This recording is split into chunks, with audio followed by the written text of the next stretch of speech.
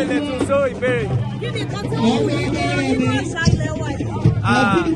Mo fẹ́ràn àṣà Yorùbá. Nǹkan tí èwo bí mi sínú àṣà wa àti ìṣẹ̀ṣe wa nítorí ìdí èyí inú mi dùn láti wá bí òun ń gbádùn ara mi ní ọdún Ajé àti Ilé Ifẹ̀. Àwọn àlejò.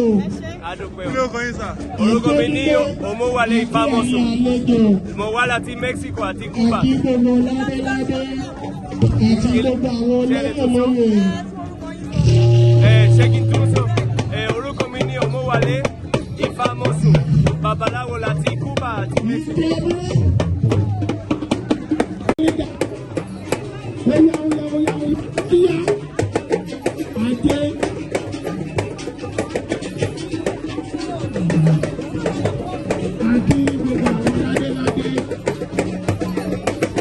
Kábíyèsí ọba Lúfẹ̀, ẹ̀kú àdúró tí ọlọ́ṣẹ́. Ọ̀yá, Jacques Tàlọ́wọ́ Mẹ́kìrì. Tàlọ́wọ́ Mẹ́kìrì.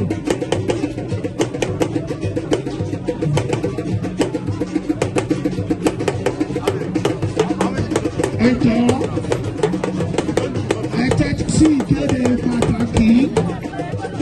Ní kété tí bàbá bá ti jáde, tí gbogbo ètò bá ti bẹ̀rẹ̀, gbogbo nínú ẹ máa bá wa dákẹ́ o.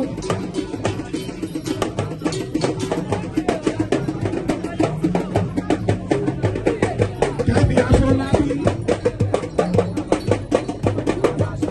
Gbogbo wa jọ tí bàbá bá ti sọ̀kalẹ̀ tí wọ́n ti jókòó, gbogbo olù á wá sí ìdánilójú.